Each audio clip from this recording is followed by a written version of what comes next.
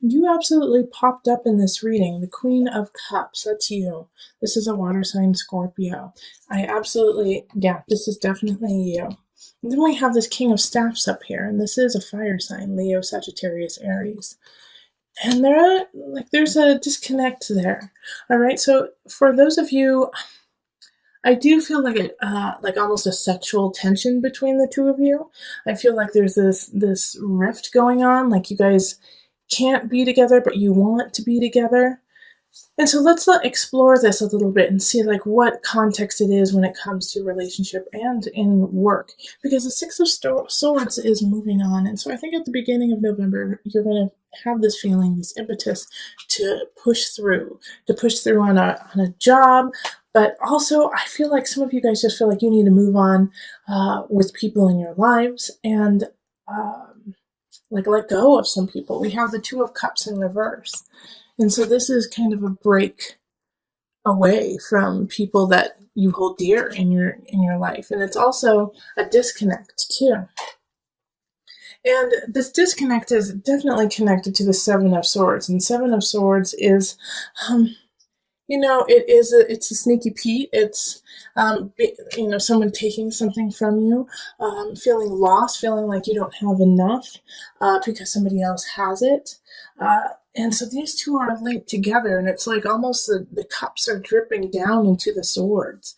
And so I do feel like if you are in a relationship with a Leo sign, there is going to be some deceit. There's going to be some situations where everything's not out on the table and you don't know exactly what's going on. You don't have the full story, and they're kind of feeding you these niceties, sweetness, and it's all a lie in a way. And so what you're going to have to really do is dig deep, Scorpio, which is easy for you because you're coming into your own judgment. You've got to use what you know.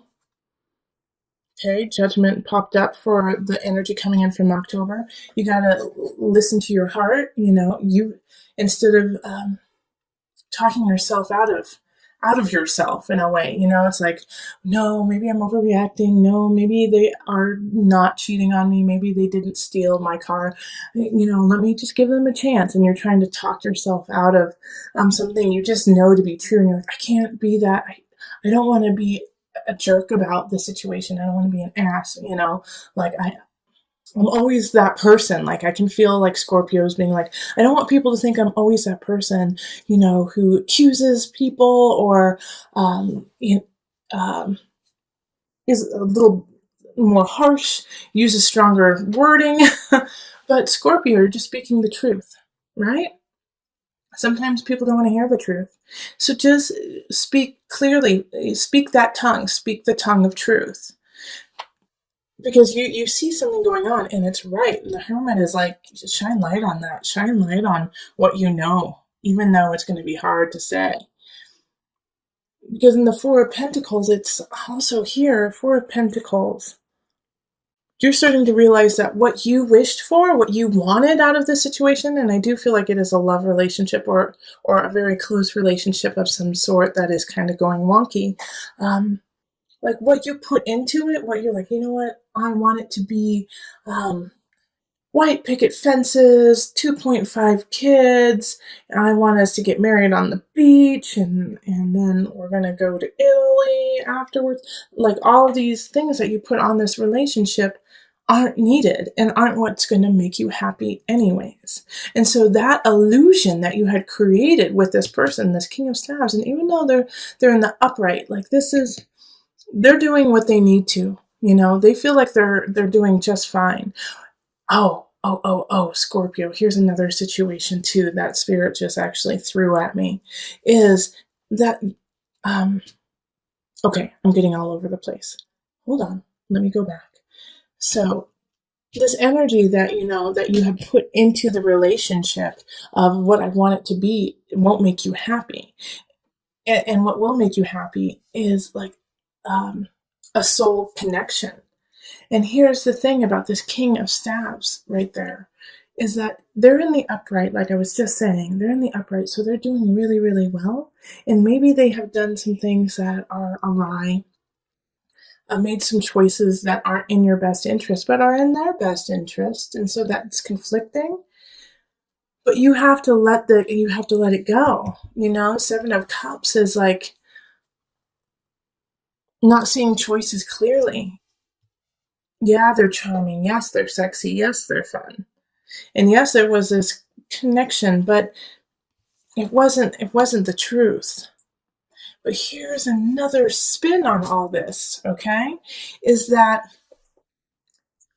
there is this amazing soul connection between the two of you, and that you are meant to be together, Two of Cups. However, something is blocking you too. All right, because with the Six of Staves, not Seven of Wands, but the Six of Swords, the two sixes here, that energy, six is the energy of growth, learning, protection. It's often nostalgia, looking to the past so that you can move forward.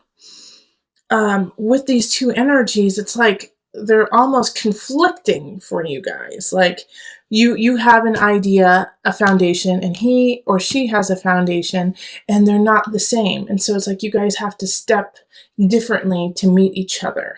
You know what I mean? Like you guys have two different paths, but to step on the same path, it's different levels. Like one of you guys may need to give up where you live, while the other person may need to give up the idea of marriage. That you guys will get married, but you will be together forever. It's like, oh, I'm sorry. I know that I probably sound very confusing to you right now, but there's just like so many different situations going through my head for you that like there's like this block that is definitely there that is not your fault. And so that's a possibility too, is that there's just this third party in a way, even though we didn't get, the Three of Swords, but we did get the Seven of Swords. We have like this other party who's trying to split you guys up. And, you can apply this to work too, really, but this is so relationship. This is so romantic, so about the heart. Okay, yeah, but and then we have these two fours here, and that's hard work, achievement, stability, and they're in the reverse, which is really interesting there too, because it's like all the work that you've put into it isn't helping you out because it's just not the right situation. There we go. That's what it is. Okay, so I'm going to pull on the angel cards, Scorpio. Sorry for the interesting helter-skelter reading. Hopefully you gain something from it. It didn't mean to turn into like a love reading, but it definitely was that.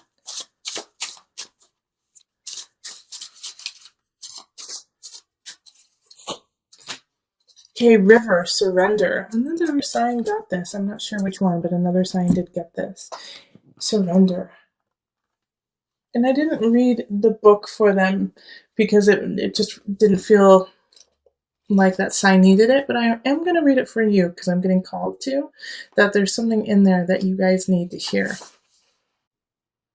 Now, these cards are actually based on mothers, but that's why I love it, is that we all nurture and we all have a mother within, so come at it from that perspective. All mothers are well versed in going with the flow. Do you bend or do you break? For some, flexibility may come easily. It is a practice in shape-shifting. For others, it can feel like a relentless assault on one's sense of self. If you have chosen River, take stock of your relationship to the laws of surrender. River symbolizes the journey of life, from her birth as a mountain stream until she merges once again with the ocean. River sings a timeless story of movement and change. All right, so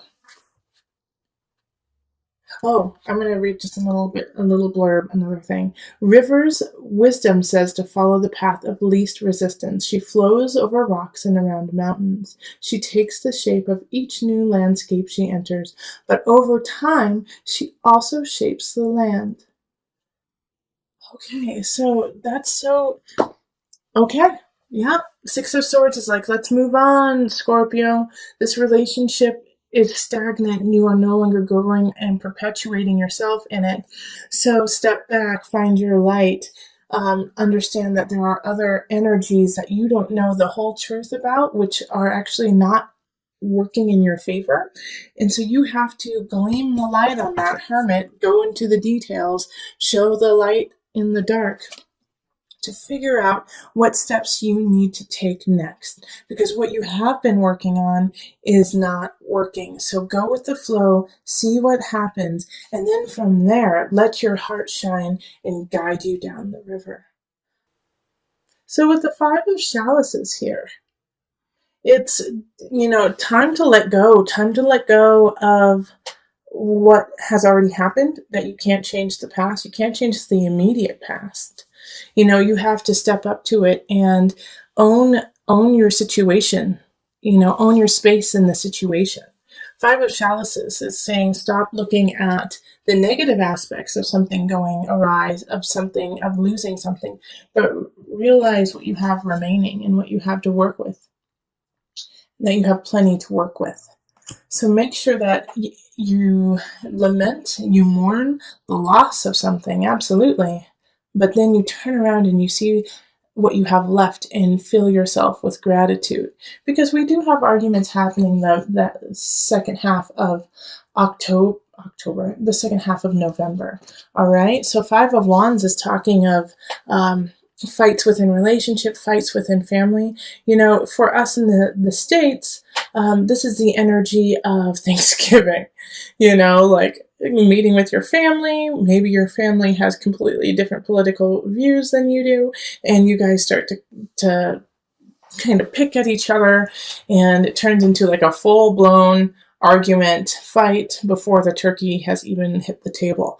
So make sure that you are taking stock of where you are before actually starting that fight, picking that fight with somebody else, and just start to really think about, will I really regret this tomorrow if I pick this fight with somebody I love? Will I turn into the Five of Chalices and go, oh gosh, why did I do that yesterday, when I love this person and it's not even worth fighting over, Or it could be the opposite too. It could be, oh my gosh, why didn't I stand up for myself? Why didn't I, say, gosh, what you're saying is totally wrong and I don't appreciate it and I find it disrespectful. Why didn't I say that?